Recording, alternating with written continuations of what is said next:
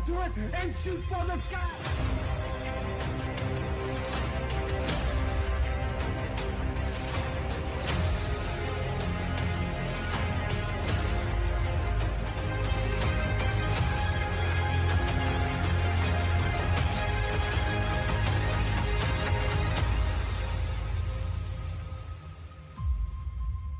Hello and welcome back to the Ring Post Daily Podcast.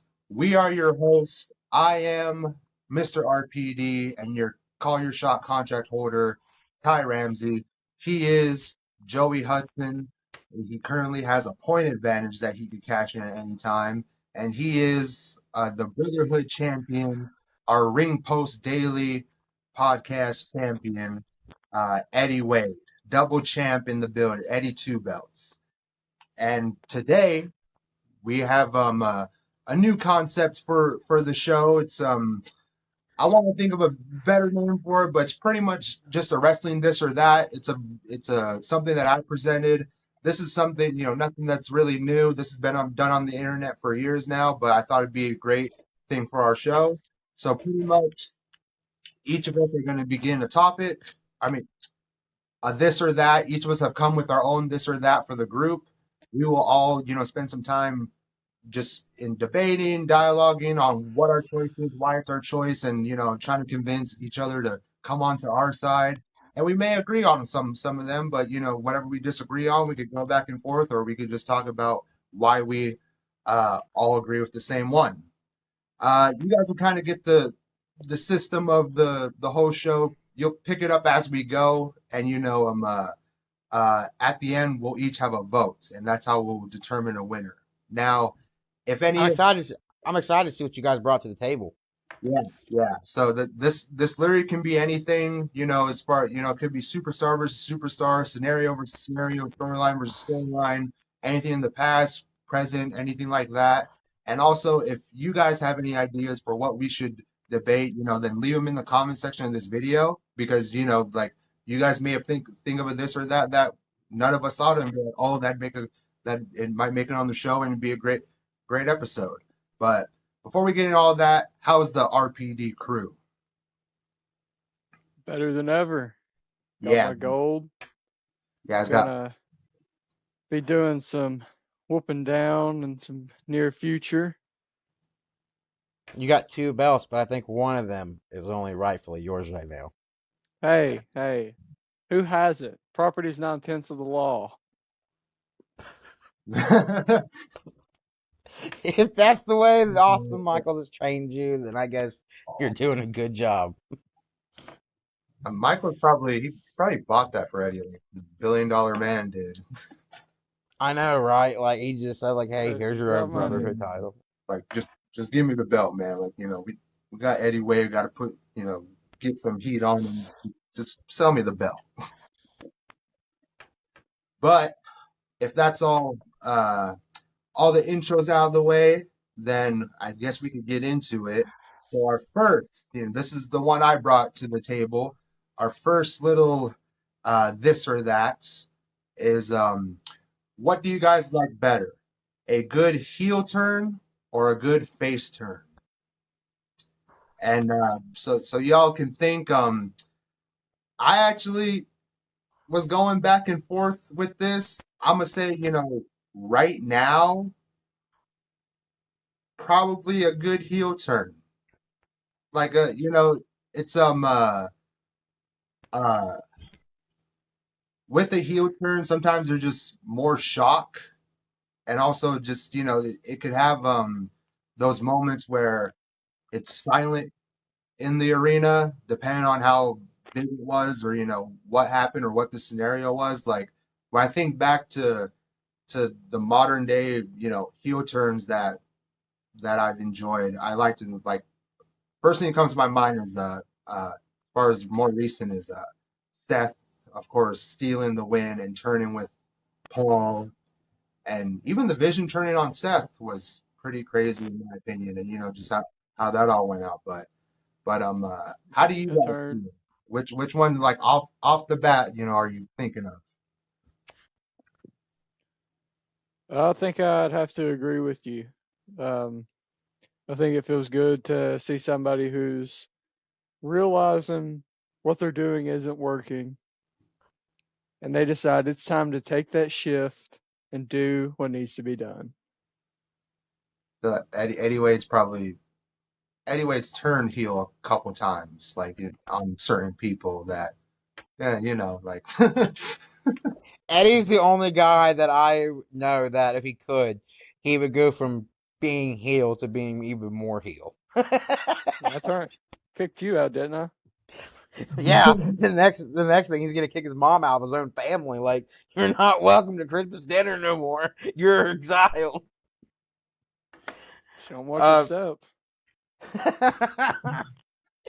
I'd have to go with heel turn too. Like, yeah, I love a good face turn, but the only heel turn I didn't like was Cena's. I hated that. Like, my entire childhood was crushed. But no, other than that, other than the Cena one for me, like anybody else, a good heel turn, it's always uh exciting to see. Like, you were just cheering for this person a week ago, and now you got these mixed emotions. Anyone can turn face and be like, I've been waiting for him to turn into a good guy. Like, this is what I wanted. But when you see your favorite turn into a bad guy, like, you love them, but at the same time you hate what they've become. And I think even like when it comes to heels, like when you become a bad guy in wrestling, I think you're given more leverage to do and say things you couldn't say as a good guy.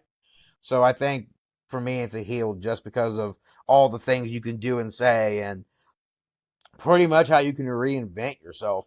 There's so many times we've seen like a bad guy go out there and turn good, and he's saying the same thing. Like, if you look at Roman Reigns, he was a bad guy for like 4 or 5 years, turned good, but he's still the same bad guy. It's just now the fans kind of like him more. But it's like, if you really listen to his promos and stuff, it's no different than the Tribal Chief era of Roman. Like, it's no different. You're just siding with him now because you see him in a whole different light. But like of but course I'm always of course gonna be a little fan of Rowan, but I always remember going back and forth with my brother because he didn't I believe it was one of his choices to win the Rumble was Roman Reigns was one of them. Yeah, I think he said someone else, but he also said Roman. And I was like, smart kid. like, bro, like, don't you understand, man? Like, Roman's like still the same guy, and when he wins the title, he's gonna become more corrupt than ever because that title changed him. And and then he just told me he's like, he's not corrupt. Paul Heyman's corrupt. He's the one who ruined everything. I was like, no, Once the the title. demon known as Paul Heyman slips into your mind, he's always there. His influence never leaves. But like thinking back to like face turns, even when I think about like my favorite ones, in the past years that have gone by, like the reaction seems to be on the same level. Like, of course, you gasp when you see a heel turn, but the amount of like huge pop after a heel, like, first thing that comes to my mind is, of course, a few years ago when Sammy, took the chair to Roman's back and stepped I out. was thinking of the same moment. Yeah. Yeah, Yeah. another one of my favorites when Jay, got out of the bloodline and just went solo and with his brother, and we're just it was like and the whole way it got set up of you out and then I'm out too, and then they just went crazy, and that set up the Civil War bloodline match. But so I think that even the reaction can be on the same level, but I think I just prefer heel turns. Me too. I think we're unanimous on here. Yeah, and also it always feels good when a heel turn feels justified.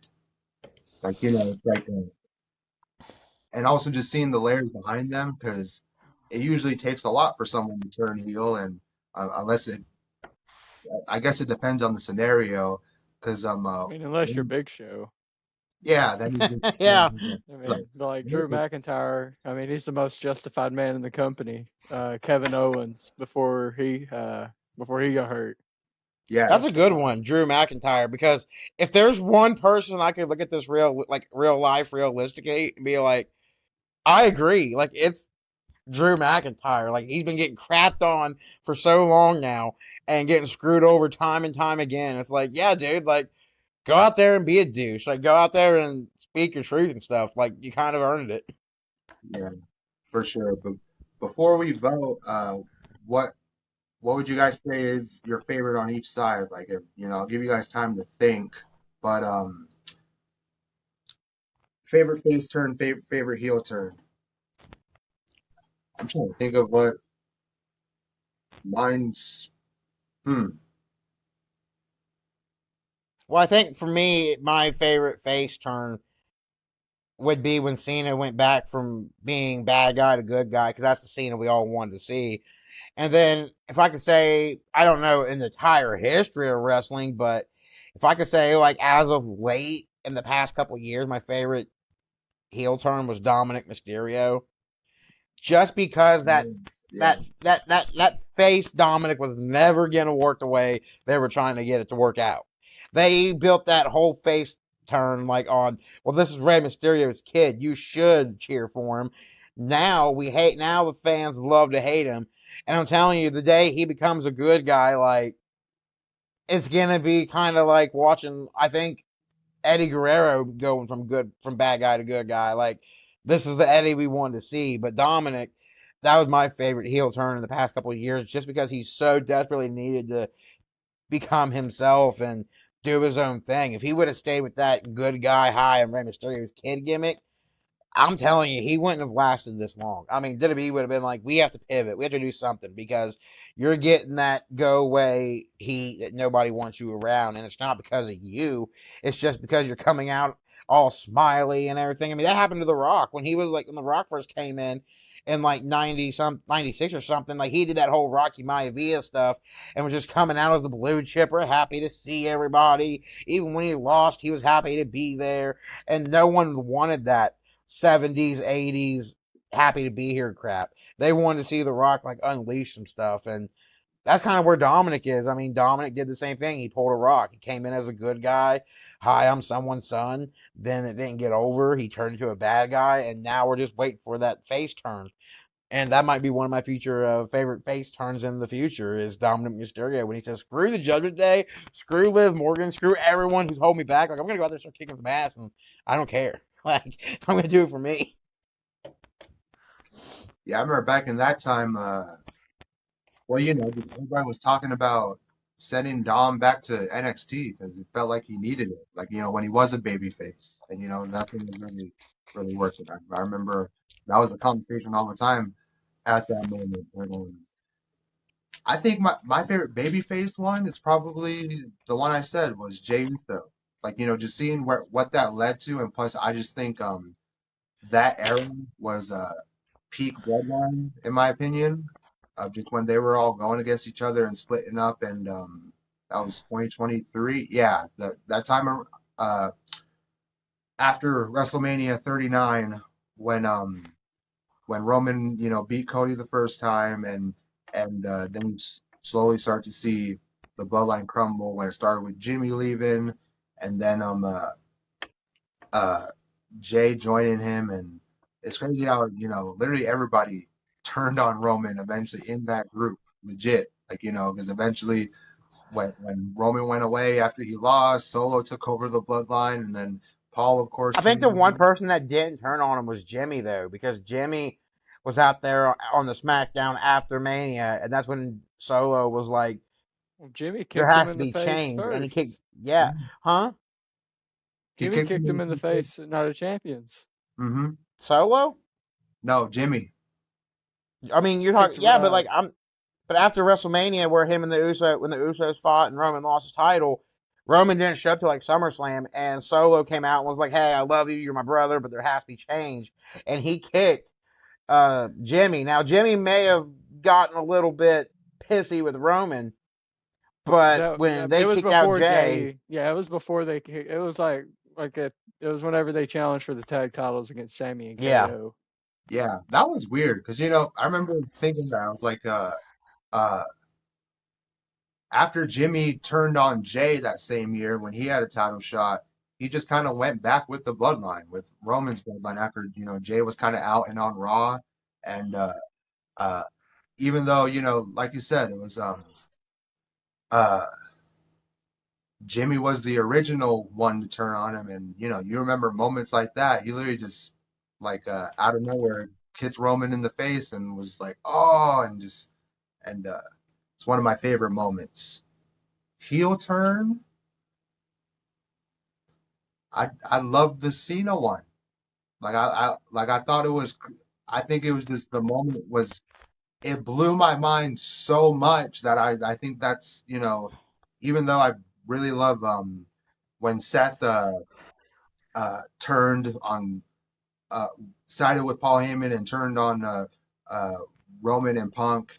I thought that was great just because, to me, I thought it was justified because Seth was kind of the third wheel and nobody thought he kind of had a fight in the game that much. And the feud was built around Roman and CM Punk and Paul in the middle. But regardless, I think the goosebumps I got from that Cena turn, like never thought I'd see it, and then it just happens right in front of me. It's one of those things where you, it was so like out of nowhere. You didn't even expect it to happen, first of all. And not only that, you didn't expect it to happen at Elimination Chamber. Come here. Yeah, you expect it to be oh Mania I last know. gasp for a championship, Yeah. but I think if they would have done the heel turn differently, like I could have got behind it somehow. But it's just like he turned heel, and the only thing that changed was his attitude. He still had the same attires, the same wristbands, the same armbands, and everything. And it's just like the Cena I expect to turn heel was like screw everybody. Come here. It's hard She to ain't a fan of your Cena as a vote. heel. see, for me, I think for a face turn, it has to go with Sammy turning on Roman, hitting him No. with the chair. And then for a heel Yeah. turn, I think I would go also involving Roman Reigns, the Shield being broken apart. There you go. That's Lay down. I remember. That I think that's the most impactful turn in the last 10 to 20 years. Yeah, but I think that's one thing I can't forgive Seth over is because at the time, like I was like the biggest Shield fan ever, and it didn't even make sense because like the past two pay-per-views, and I think even the night before, they defeated Evolution twice, sends Batista packing, and then Seth goes and joins. It's like, but why would you join when you're like at the heights where you're at? Like, at least wait for the Shield to cost you a title or something, and say this ain't working out. But no, they went out there and beat Evolution, and then the next night he comes out and joins the Authority, the people he just beat, the people they've been fighting forever, and Seth decides like, oh, I'm gonna join them now. Like, maybe you should have done that at the pay-per-view and cost the Shield the victory. Like, you went out there and beat them, but now you're joining them. It's like, don't you want to join the people that's gonna make you better? How are they gonna make you better if you beat them twice twice in two pay-per-views, and one of the pay-per-views was the night before you turned? Well, I think in retrospect, like that like it set all three of them up for a trajectory to be bigger. Because if they were still in the group, of course they would have dominated and still been on a run. But I'm trying to think back to that time, like who they could have still worked with as far as like a three-man team because they ran through everybody. And I just remember being a kid. And 'cause I eventually did become a fan of the Shield. But I just remember being a kid and seeing like I believe there was one of those matches back in the day had like Sheamus, Cena, and I think Ryback going against them in a match. And I think you're talking about WrestleMania, where it's Big Show, Orton, and Sheamus. yeah, but anyway, they had a lot of matches where they'd face three big legends like that, and they were just beating them like, who's gonna stop this team? And so I think uh with that. Uh, there probably could have been more ways that they could have gone, but seeing where they all ended up, as like all three of them after the turn happened, I think it was the right time. And like Eddie said, with what, I think it also protected them too, yeah, because as far as a 3-man unit, because when they did later on reunite, it wasn't this, oh, uh they quit teaming together because nobody cared or they couldn't win or whatever. hmm No, they quit doing it because one guy made a decision, and now that he was able to try to rectify that decision, they were just as strong as they were before, if not stronger. Now that they had the development of not having the I guess the safety net of the other two members. Well, I mean, they did have to come. They did have to break up at some point. All stables do, but the only thing I wish we Not would the have got out of Brotherhood. it was like, huh? Not the Brotherhood. Brotherhood Oh, for okay. life. Yeah. Well, take it from me. I don't agree with that statement. But no, I just wish we would have got Rollins, Ambrose, and Roman at a Mania, triple threat for the title. right?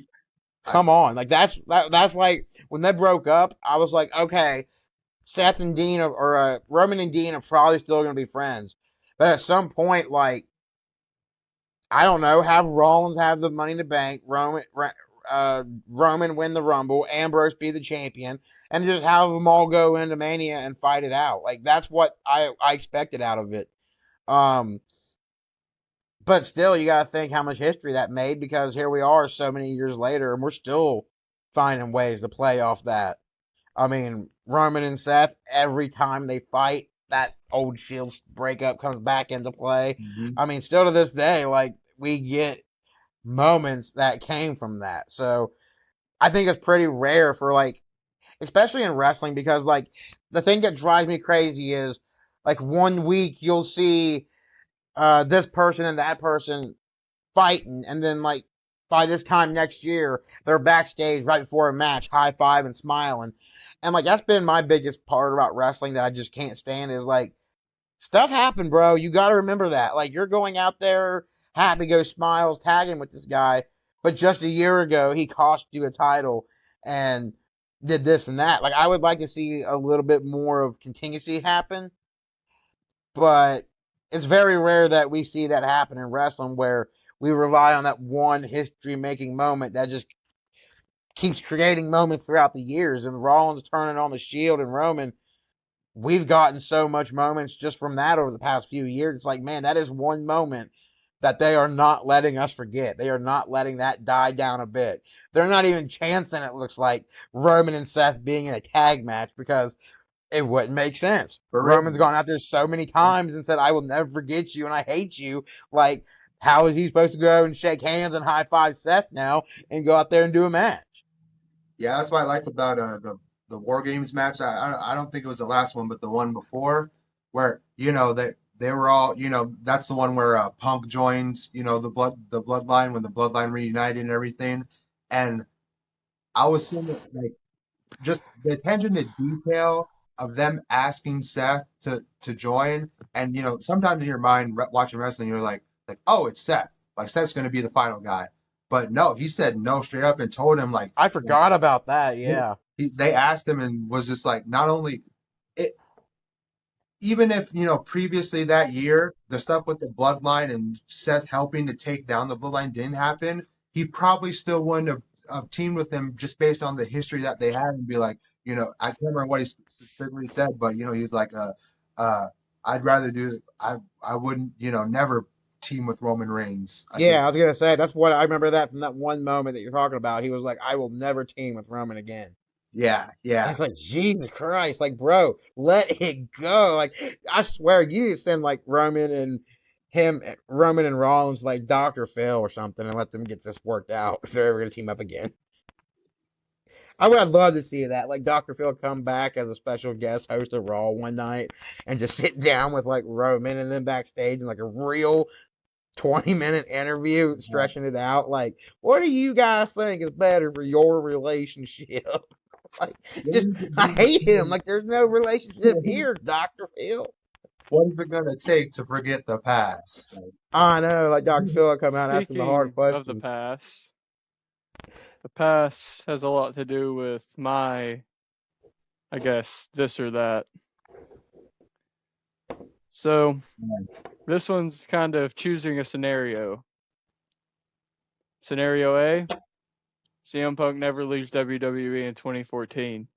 ooh, Scenario B, CM Punk never leaves AEW. I'd go with never came. I would go with never left AEW because once he turned his back on me, I never forgave him. That was quick. Yeah, like he left, don't come back. Just go to AEW, go to TNA, go somewhere outside WWE, but just don't come back because I imagine I'm not the only fan out there that holds that against him. Like, there's got to be fans out there that meet him at meet and greets and stuff and go, I was your biggest fan and you left me high and dry.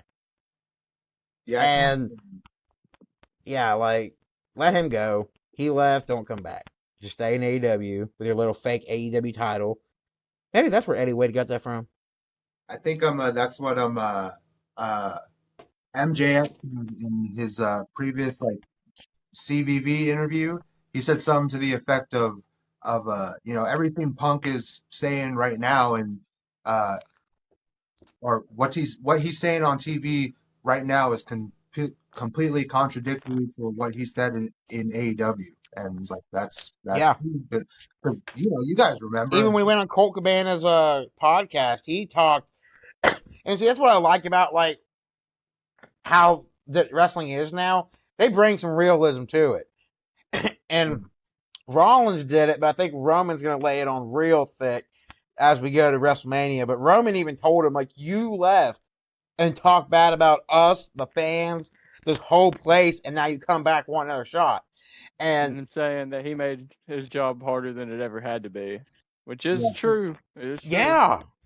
I mean, you got to look at it from Roman's point of view. Like, dude, I worked so hard to get here. You tore it down every chance you got, and I had to build it back up. And if you want to go like Roman Reigns gimmick wise, like maybe in his eyes he is the reason Raw's on Netflix and WWE's on ESPN, and maybe that's why WWE prices have gone up, but people can continue to still spend money. Like to Roman, it's like, yeah, I'm the guy that did all this, and now you're coming back for that piece of pie that you didn't want earlier. Like, oh God, like I so am waiting for WrestleMania because I don't want Punk to win. I want Roman to slaughter him. I want Roman to put him down and be like, you should have never came back, and I'm the reason why. Like, something's gotta happen. Like, even if Paul Heyman comes out and helps Roman for one night only, like Jey Uso somebody, like come on.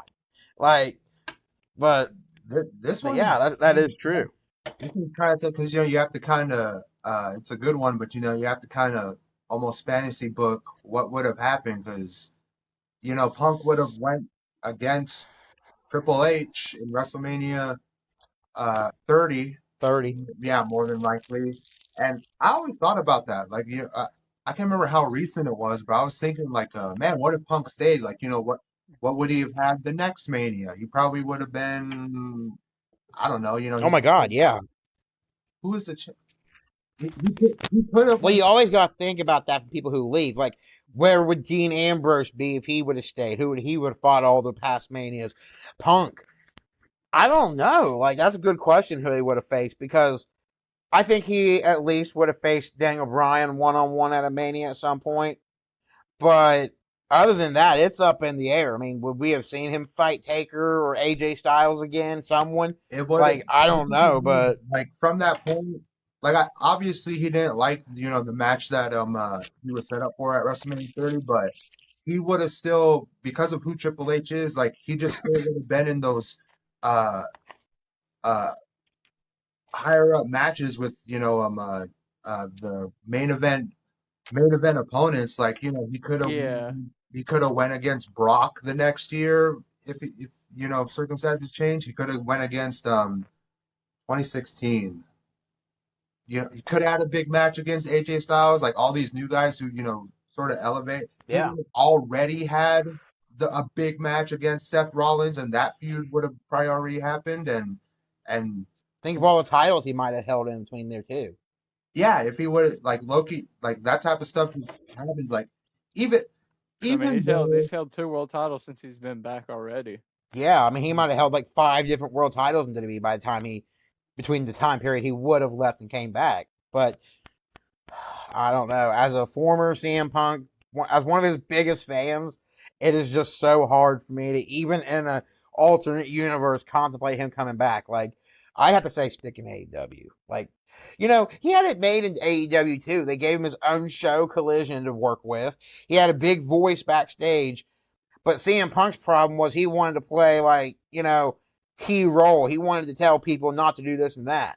And when he came to do it back to WWE, I think he realized, like, I might have some creative control, I might have some pull, but nothing is going over Triple H and all these other people's heads. Like if I want something approved, it better get approved or I'm not doing it. In AEW, he kind of had like the freedom to go and do and say as he pleases, and no repercussions. I mean, other than him getting fired, but god dang, like he wanted to fight Jungle Boy and shit. Jungle Boy was only like half his size. Let's see you try to fight someone like Obafemi. Like, let's see you try that. he would have. That's what's crazy. Also, with the inner backstage politics that were happening, during that time, I feel like if they would have kept going, they of course remember they did separate shows because of what happened between him and the Elites, and when Collision came along, they had two different rosters, but eventually, freaking Punk would have had that blood feud with Hangman because of all the shit that happened between them. He would have had that blood feud with Kenny Omega because of all that bullshit that went through them, and just all of the Elite, like all of them eventually, I think would have crossed paths. And man, those matches, The tiebreaker with MJF. right? Yes, like all those matches, and especially that for. Wait, was he? Wait, he was being like Eddie Wade. He was carrying around the real world championship right before he left AEW, I Yeah, the believe. AEW title with the X on it. So he Yeah, still never lost it. He's still champ. yeah, he was just saying, walking around with the Eddie Wade title, just saying that he's the world The champion and was. Eddie Wade title. So that obvious. Wait, who was? I believe MJF was champ at that time. So I feel like Yes, because he cashed in the gauntlet. Because whenever Punk originally won the title before Brawl Out, yeah, MJF revealed himself from the Devil Mask and after he had won the earlier in the night. that clearly. I do have to say though that if I got anything enjoyable out of his AEW run, it had to be the MJF stuff back and forth. Like that was just they let loose on a way that they wouldn't have been able to in WWE. Like they wouldn't be able to say half that crap they said. Oh, yeah. But yeah, I think him giving up AEW, like he had it good. We did, and the thing that makes me mad is everyone's like, "Oh, well, CM Punk's a changed guy." No, he's not. He literally has it in his WWE contract that he has like a behavior clause. He has to be on his best behavior in WWE. That is part of his contract. It is bad when someone says, "We'll take you back, but you got to be on your best behavior. We want it in writing." Like, bro's going out there with a smile on his face and stuff because, yeah, he didn't have to come back to Vince McMahon. And, yeah, he came back, but it was under, like, an agreement where he had to be on his best behavior. If I went to my job and they said, yeah, we'll take you back and even give you a raise, but you got to be on your best behavior, I guess I'm going into work the next day smiling and all happy, but I'm not going to like it. Like, CM Punk hates that crap. He probably wishes he could, be the same locker room leader a-hole that he was. But he can't. And all these people that are like, oh, I met him at a meet and greet. He was just so friendly. He's getting paid to be nice. You tell me one person on this earth that I don't know too many people, famous or not. I don't know too many people that go to work every day, and it is an agreement, a signed written agreement that you have to be continually nice to people. You can't have an attitude. You can't act up. Can't have no issues like you did in AEW. You got to come here and act professional. I don't know too many people with jobs that have that in their written clause. I don't know that too much. All right, so I think we're all ready to vote. So it sounds like Joey, you're sticking with Punk staying in AEW. Oh yeah. And what are you going with, Eddie? I had a for sure answer, but on the spot, I think I'm gonna go with AEW as well, just because of all. I think that was a more true to who CM Punk the character is Wow. version of him, if that I makes didn't think any of it like that. sense. Yeah, Like that makes CM sense. I Punk, didn't like think yeah, of it. he's still having good matches and stuff in WWE today, and I'm not gonna sit here and say don't watch him whenever he's on my TV, but he's not the same voice of the voiceless uh, Yeah. against the establishment He, man he, that got he, him the following that he has. that's it.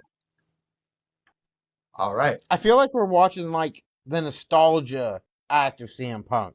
Like nowadays, people are like, "Well, I remember when he was like this or that." I think it's more just of a situation where it's like, "Well, be grateful you have him back in WWE," but it's like, well, this ain't the same CM Punk that held WWE by their balls in like 2011, 2012. This is a CM Punk that now has to be nice and get paid for it, and has to and like you gotta think, like when he was there, like NXT wasn't that big. They didn't have as big of a roster as they do now. But now he's got to come back, and it's like WWE's changed since you've been here. We are trying to put, and I don't know, like him winning the world title to me, it's like maybe one or two people could get away with it. But I'm just tired of seeing all the old timers win the belt. I wouldn't even count Roman as that because Roman did come from NXT and he's still building his Hall of Fame legacy. But when I see all these people like CM Punk come back and win these titles, it's like, yeah, but look at the Sami Zayns and the Drew McIntyres. Look at those type of people that could be holding that title right now and building their name and legacy when you don't even really need to do it. People know you. People know you're CM Punk, that you're one of the quote unquote best in the world, whatever. But give someone else the chance to prove why they deserve to be champion. And a 45-year-old, 46-year-old CM Punk holding the world title, it's like, man, you put him against someone as young as like Obafemi. Put I him don't in the see ring with him beating me. Obafemi. Huh? Put him in the ring with me. Yeah, so he can unmask you. He ain't gonna touch my mask. I'll make him I would tap pay out. him. I don't even like the guy, and I would get his logo tattooed on me to see him unmask you. I would take that hat off and shave your head, but We already know. We looks like already God know. already beat me to it. If you take your head off, we're gonna be blind. We're gonna be like, eyes hurting, just not be able to see the rest of the show. I wear this hat for the safety of the public. What would Um, you say, Ty? I Curious was on at your work end. the other day, and I forgot, like, I took my hat off in the break room, and luckily I had my hoodie on, but, like, no one at work's really seen me bald. So as I'm walking back out to go on my 30-minute break, I was like, oh, crap. I pulled my hood up, and I was like, I don't want this getting around at work. Joey's bald. Joe's bald. He's really bald. Like, I know. I think I'm gonna go with him staying in WWE. The only reason is just because I can just see the matches that he would have had, like just seeing a uh not only just the future matches he could have had with Brock or with Roman already. That's the thing. CM Punk versus that pushed babyface Roman Reigns at the time is like it would have been it's like seeing CM Punk and Cena again because of just who Roman was at that moment, and CM Punk knew how the crowd received him. Not only that, like C- CM Punk against that authority Rollins with the history he has with Triple H and just the authority, there would have been obviously he already fighting with the authority, but after that, just seeing that feud with now Seth is the authority's new guy, they would have like done the feud up again and all Could have that. eventually revealed that Punk was the one who brought in the Shield. Like, I brought you in, and this is what you came to. I don't think either scenario is a bad take. I Yeah. just figured That's- No, that but was a good conversation piece. no, but what drives me crazy is like CM Punk's like, oh, I brought you here. Like, as talented as Roman Reigns is and stuff, even without the Shield, I think Roman would have got there. Now, whether you want to say it's his bloodline or his family's name or whatever, whatever. The fact is getting there, and I think Roman would have got there regardless. If I'm Roman right now and Punk's telling me this in the middle of the ring, I'm thinking like, bro, I would have came here anyways and done what I done. Like that doesn't change anything. But if I'm Roman, I'm sitting there thinking like, bro, I did more in my 1,316 day record than you did your entire time here. Like even your 436 or whatever record times 4 wouldn't have times 3 wouldn't have touched mine. Like wouldn't even Matt came up to it. Like 4, 8, 12. I mean, yeah, it's possible that he could have helped that title triple and it still not have beat Roman's record. But that's what makes me mad. Like that's what makes me really side with Roman is Punk's taking a lot of credit. And I'm like, bro, you are taking a lot of credit for someone who's actually built themselves. Who's probably, I think he's making like 15 million a year in WWE. He's making like the most of anybody on that current roster. Like, dude, you're talking about bringing him in. Okay, maybe you did bring him in, but he did all the hard work, especially when you left. And I think this feud is going to be something where it really does like draw people to pick sides. Like, whoa, Punk's my hero, and he's back, and I'm voting for him. He's not lying about bringing Roman in. But then there's going to be people who see it just the way I do and think Roman did it all by himself. Roman did it. You know, not only that, but Roman started the bloodline. He got his family over. If it wasn't for Roman, we probably wouldn't see guys like Tala Tonga and the Tonga brothers and stuff. Like, everything Roman's done, he has taken care of his family in real life, helped get them jobs for at least for now, for the foreseeable future. And even And people look at like Jacob Sami Fatu. Zayn got to rub off it. Like, come on. JC Mateo's not even part of the bloodline, and he's getting rubs from it. I mean, even though Roman Reigns not part of the bloodline MFT tree no more, like, the fact that he was still makes that faction mean something. Like, Roman's name is, I think, is bigger inside of WWE than CM Punk's ever was. That's bad. But what were your talk? We were talking about earlier about PG Punk and how all that's been since he's come back. I think what one way we could get back to that edgier anti-hero Punk that he used to be, and this is something that I've been wanting for a while because it's been like probably just over a year, and the honeymoon phase with Triple H has been over. Like it's been over a year since that Uh-huh. we've even on the show I've given him like, oh, what the fuck are you doing, all that stuff. But like ever since he started to fade out, I've been just wanting Triple H to turn full on heel and be a part of the show. Like I just think that'd be just going back to that authority Triple H to where he of course Vince was the same type of guy and we all knew him to be, but if he just had a heel edge and would do shady stuff with his power, that would even allow Punk to be that anti-hero, and because of the history that he already has with Triple H. And I just think I that mean, he's already backstage. Why not come out and do something? yeah, That might even get people to want to come to the show more just to see Triple H come out and stir the pot some. not only that, it's just that Triple H being a heel, I just think would leave opportunity for a lot of guys to have a feud with him or direct feud with him and get over in that way. But I guess Be we'll like see. almost like you could almost say like a sink or swim type of test where if you can handle yourself on the mic with Triple H, because I mean you're not gonna be able to get a match out of him. Sorry, Yeah. but if you can make yourself desirable where they're eviscerating you on the mic, hmm chances are you're gonna do pretty good. Imagine someone like MJF on the mic with Triple H, bringing up the whole Mary and Stephanie and the power stuff. Talk about getting like pissed off. Like I think MJF had so like my girl, she was telling me like Punk's one of the best on the mic, and I'm like, Yeah, but I think if there's anyone that ever came close to miking it up with Cena, it had to be Punk. But I really wish we could see MJF in that ring, like cutting promos on Triple H. I wish we could have seen CM Punk and MJF go at it on the mic at least once because holy crap. I think MJF could have held his own, but I think the fact that MJF would have came in all that swinging, it's like, man, you better swing good because I think the crap that you would say and could say, Cena's gonna come back out with some stuff that's gonna damage you for life. Like, oh my god, that's just the one thing I wish we could have saw was MJF and Cena. That would be crazy.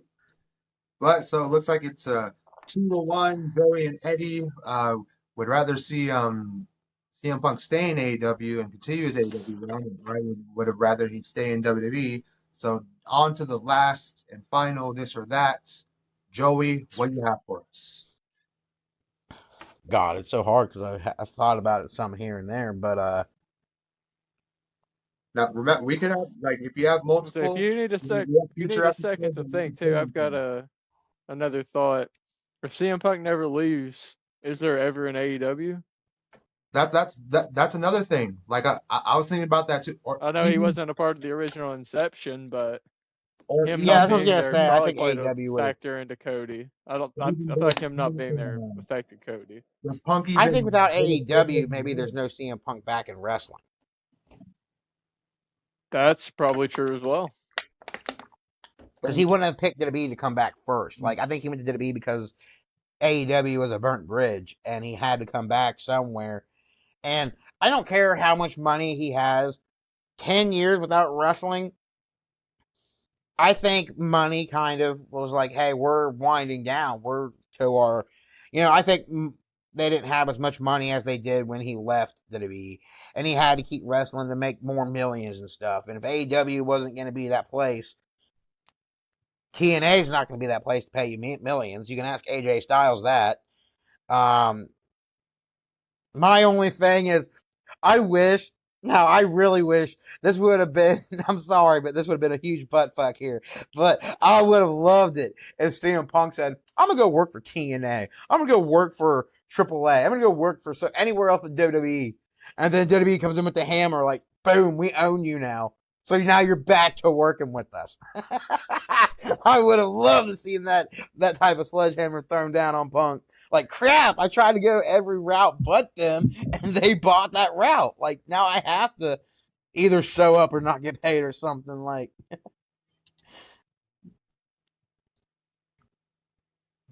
but no, I guess if I had to pick one, if I had to go with one, uh, okay. So who would you rather seen be the one to end the streak? And out of two people who did beat him at WrestleMania, would you rather have been Brock Lesnar, who originally did beat the streak, or would you rather carry it on for a couple more years and lose it to Roman? I would have, if I said, I mean, I'm kind of okay with Brock doing it, but if I had to say Roman, it would have to be like today's tribal chief Roman. I don't know if I could get behind the big dog Roman doing it, but when you see this God mode, unstoppable Roman Reigns willing to do whatever it takes to beat whoever for whatever reason, I don't think Undertaker would have stood a chance against this Roman. I think this Roman would have done anything to end it just to say he did. Brock, we all knew Brock was capable of it, but I think Roman, good guy or big dog or tribal chief Roman, either one, I think Roman did need it more. But Brock didn't need that victory. He didn't need to end it. But like Vince said, if not Brock, then who? And you got to think Roman wasn't as big of a star at that point. I don't even think he was still in tag matches at WrestleMania when that happened. So, but yeah, I would have loved to see Tribal Chief Roman beat that streak because 1,316-day reigns, as much as he did for Sammy and the Bloodline, even inducting Paul Heyman in the Hall of Fame. Like, what better accolade to add to that before losing the title. Like, even if he would have put the title on the line and fought Taker and beat him and ended the streak, that would have been dope. Because now you have what's going to end tonight: Roman's title reign or Undertaker's streak. Two things on the line. One's got to come to an end. That I think that would have left fans wondering, like, I don't know. It's got to be this guy. It's got to be that guy. Like, there ain't no way this or that's going to end. I hate But the Tribal fact that Chief I'm Roman. agreeing with you right now. I don't you hate that? Yeah, you're making way too much sense. Well, when you're Mr. Right, I was just born with that. Oh, come on. I don't Um, even. this one's, I think I have to agree too, just because it's like, it's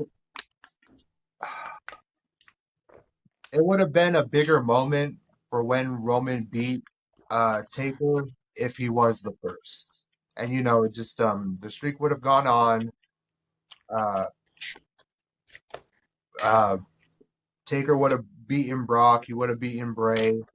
Who did he face? Oh, Shane McMahon. He would have beat Shane McMahon, and then that would have made him 24-0.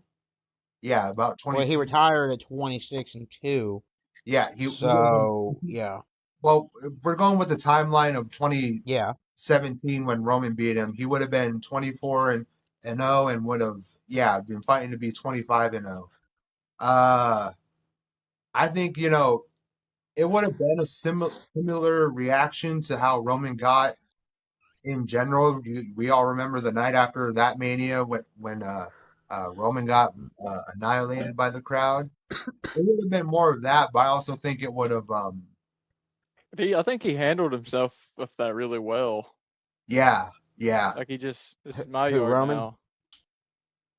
Dude, out there for like 13 minutes straight, just getting told F you and stuff, like, that's when like, dude, you got some heat.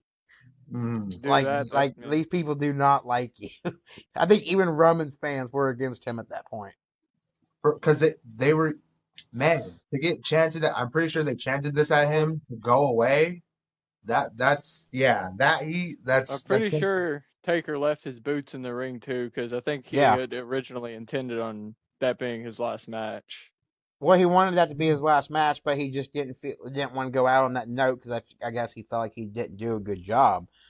But if Taker would have been in better shape and put on the match he was happy with, we might have not gotten any more WrestleMania matches or segments from him. So I'm kind of glad that match wasn't his last. But it's all about timing too. Like, if you put Tribal Chief Roman in there ending the streak, I think that's something that fans can be like, okay, I see that. Roman's unstoppable. Taker thinks he can stop him, but he was wrong. But when you put like this big dog Roman Reigns that WWE's trying to shove down our throats and make us like him, when you put him in a predicament of beating the Undertaker, it's like you had to expect the next night on Raw for this not to go well. You cannot tell me that Vince McMahon was like, oh no, this win's gonna make Roman a baby for sure. People's gonna love him for sure. Like, no, they're not. Like, they already don't like him because of how you booked him. Now they're gonna hate him even more. But Tribal Chief Roman, I think that would have been the moment where, like, fans at WrestleMania might have been more on Roman's side. Like, this has to happen. Because if you look at it now, like almost 12 years later, it's like, now if you ask the question, like, well, if not Brock, then who? We have a whole list of people that could have ended that streak now. I mean, you're talking about maybe Rollins with some vision help. You're talking about Roman Reigns with Just a or few without some years. bloodline help. Yeah. I mean, imagine like Rollins going off against Taker, and every week Taker getting demolished by spears and tsunamis. Logan Paul getting in there with some Taker and getting that experience. I mean, there's so many people that could have ended that streak now. But back in WrestleMania 30, like 12 years ago, it did make sense. Like, who else other than Brock? Well, at this point in view, nobody. Here we are 12 years later. Who else other than Brock? A whole shit ton of people I can name off my head. I mean, I would have loved to seen someone like Kevin Owens and Undertaker fight. that would have been a really good match. This is Rollins and Taker 1-on-1 would have been good. Tribal Chief Roman and him would have been good. And even today's Brock. Like, I think Brock Lesnar today is more shredded than he was 10 years ago. Brock looks more of like a beast than what he ever did. If you put Brock in there now and end the streak, now it makes double sense. Because he's on a tirade. Coming back for his first match in like how long, and he beats John Cena in a squash match on his retirement tour. Wins his first ever appearance in War Games. I mean, that's the thing. I think I remember mentioning this last year when, because last year not everybody loved the fact that Brock just straight up squashed Cena and won the War Games. I remember this has of course been on a ongoing thing where Michael Cole or somebody on commentary every time Brock comes out talks about how he looks bigger every time.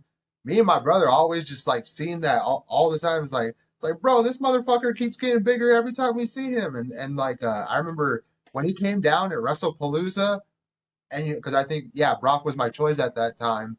I was just like, yeah, there's no way. Like, look at this dude. He's fucking huge. He's just like he's marching down to the ring, and he just looks unstoppable. And And then Heyman comes out.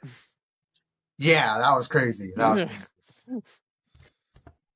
it makes me wonder if it makes me wonder if at WrestleMania if Heyman's going to be in Brock's corner, because he ever since he left Roman and got the Division, and Brock's been kind of getting along with Division. You've been seeing more like WrestlePalooza. There's Heyman in Brock's corner. I think Heyman's going to have the more Royal roles Rumble than too. one. Whenever Division got thrown out, he came back out with Brock Lesnar. Yep. Yeah. This is kind of off topic, but if the streak, were to end, what WrestleMania and who would have done it for you guys? If you had to choose someone, and it's a loaded question, but well, Cody beat Roman for the title at 40. I didn't really like seeing that back-to-back because that's a problem we have lately. WWE wants to run back-to-back Manias. And it's like, for the first time we got like Roman and Cody. Now we're getting like Punk and Roman, which although it's their one-on-one fight, they still competed last year. Mm-hmm. WWE sure is on a kick over the past few years about running it back.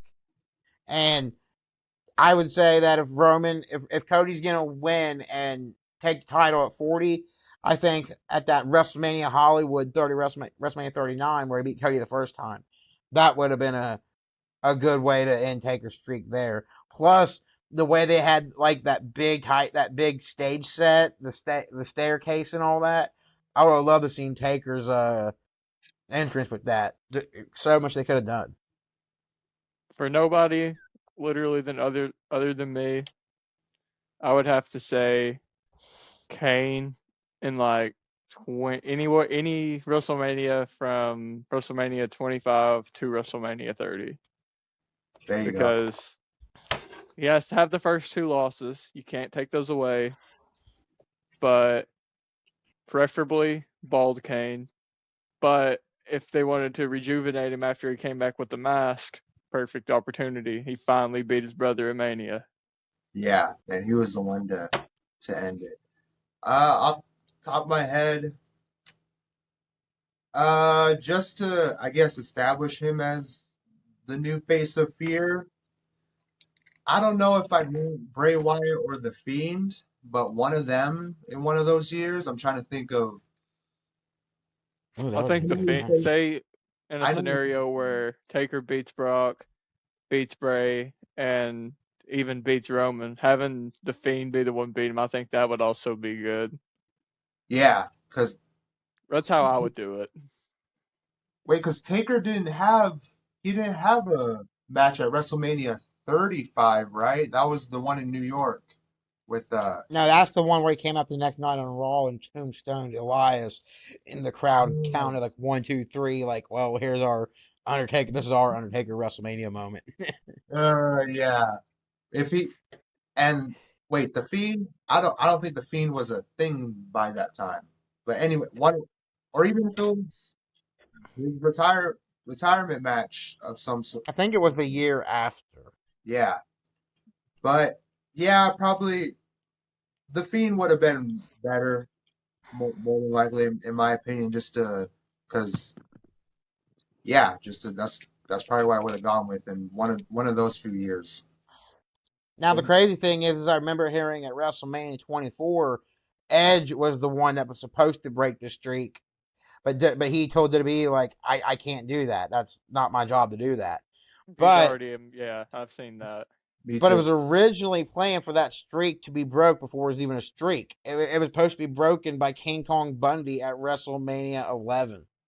And I think Taker arrived around WrestleMania 7 or 8. So if that would have happened all the way back, and God knows how long WrestleMania 11 was, 95, if that would have happened in 1995, Undertaker and WrestleMania, I think, look a whole lot different. Yeah, I think closest to a moment where I legit thought it was over was, the famous false finish with them in the Triple H and Hell in a Cell. It's like, I thought Punk. the sweet chin music and Oh, where it's, yeah. into the pedigree.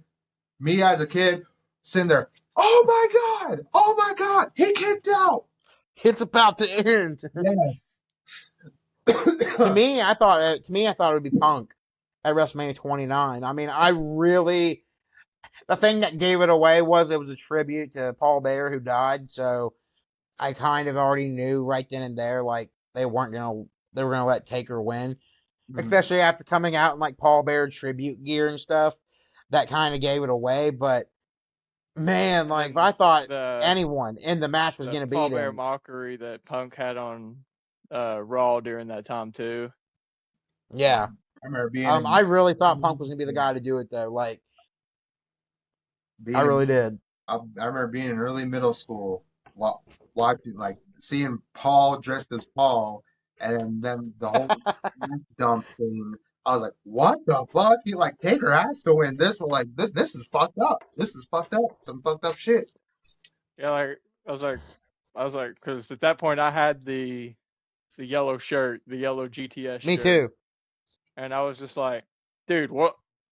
How?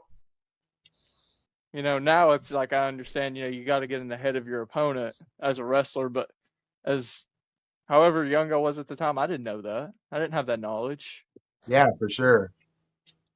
That's when I was like CM Punk's biggest fan when he had like that yellow shirt and everything. Like Jesus Christ, that was my favorite Punk. But after that and he left, I was like, never again. I Okay. hold grudges, bro. I hold grudges. I hold a bigger grudge toward Punk than I do Eddie Wade and the Brotherhood. Wow. I think we're ready to vote. So My dream would be to see AJ Lee, like CM Punk, go out there and celebrate with AJ Lee just to GTS his own wife. it sounds like a CM Punk thing, but I don't know. Our old CM Punk thing. Let's say that. But, I would die to see that. Joey, who you? I know you already kind of said, but just to clarify, Roman. yep, Roman to beat the streak and Eddie Wade. What you going with, bro? Think I'm also on side Roman for this one. I mean, inside Joey. But Will he, you And they hush say your mouth? reunions don't happen he around stepped here. away from side Joey a while ago. See, we're mending bridges. We're getting back to there where we were. Nah, it's over for you, bud. It's over.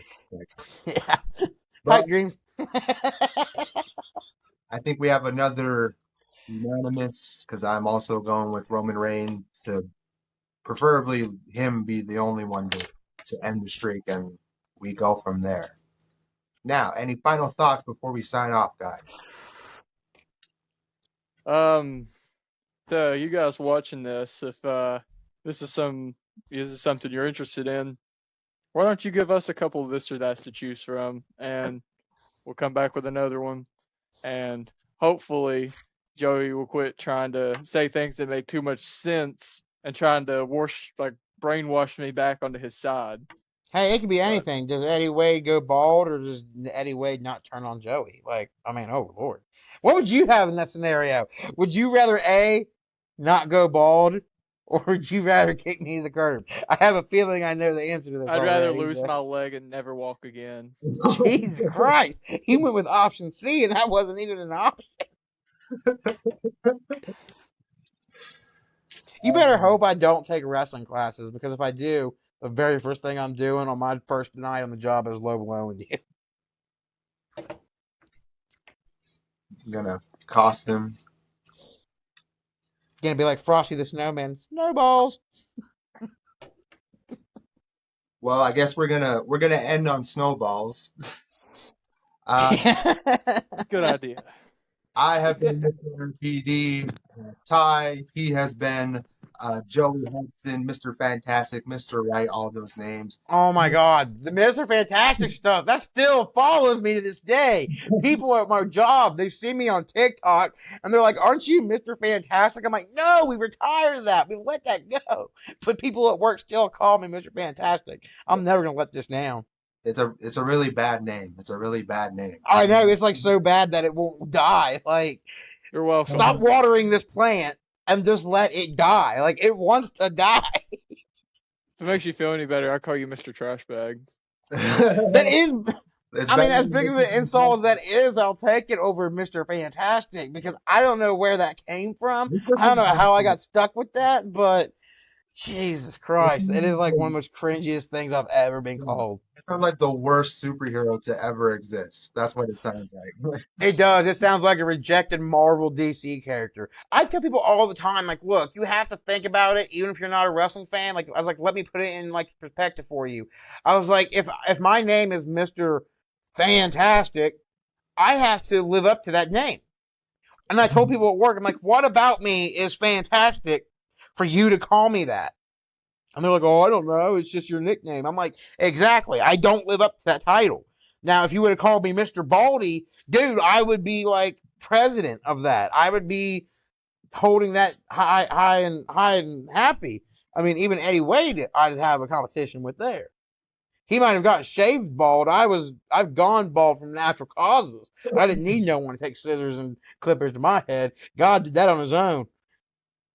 With all that being said from Mr. Fantastic, he has been on the road and Ring Post Daily Prophecy Champion and yeah, self-proclaimed Brotherhood Champion.